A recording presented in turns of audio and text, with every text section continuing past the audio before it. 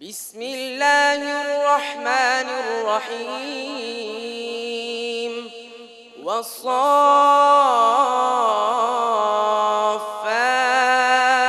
صفا فالزاجرات زجرا فالتاليات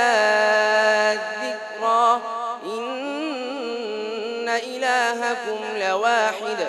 رب السماوات والأرض وما بينهما ورب المشارق إنا زينا السماء الدنيا بزينة الكواكب وحفظا من كل شيطان مارد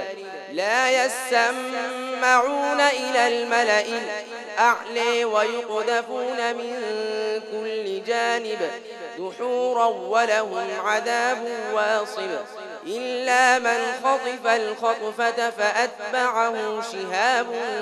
ثاقب فاستفتهم أهم أشد خلقا أم من خلقنا إنا خلقناهم من طين لازب بل عجبت ويسخرون وإذا ذكروا لا يذكرون وإذا رأوا آية يستسخرون وقالوا إن هذا إلا سحر مبين أإذا متنا وكنا ترابا وعظاما أإنا لمبعوثون أو آباؤنا الأولون يقول الإنسان أإذا ما مت لسوف أخرج حيا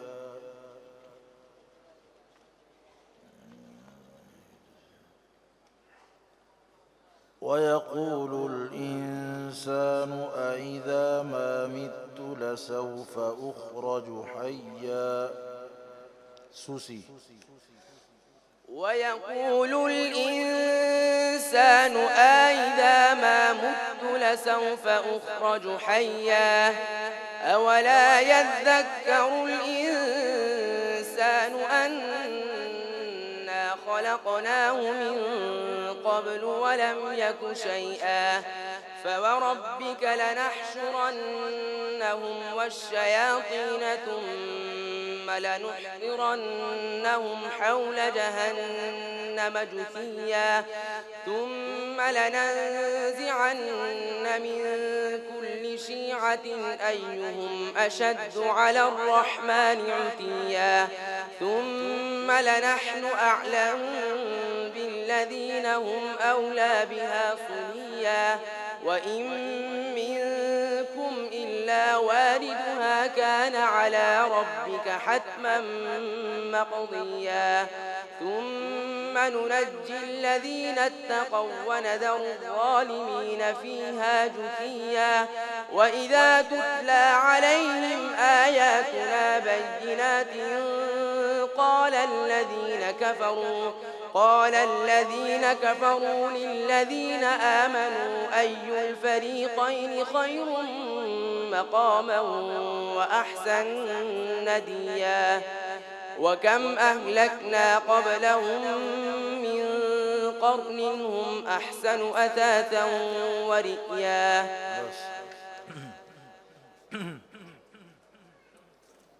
ما في السماوات والأرض وهو العزيز الحكيم إمام كسائي بسم الله الرحمن الرحيم سبح لله ما في السماوات والأرض وهو العزيز الحكيم له ملك السماوات والأرض يحيي ويميت وهو على كل شيء قدير هو الأول والآخر والظاهر والباطن وهو بكل شيء عليم هو الذي خلق السماوات والأرض في 6 أيام ثم استوى على العرش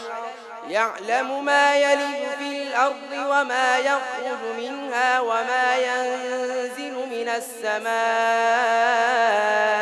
وما يعرج فيها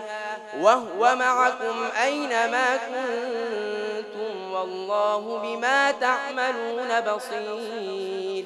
له ملك السماوات والأرض وإلى الله ترجع الأمور يولج وواعدنا موسى 30 ليلة وأتممناها ب10 فتم ميقات ربه 40 ليلة وواعدنا موسى 30 ليلة وأتممناها ب10 فتم ميقات ربه 40 ليلة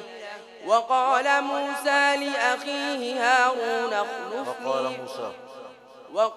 موسى لأخيه هارون اخلفني في قومي وأصلح ولا تتبع سبيل المفسدين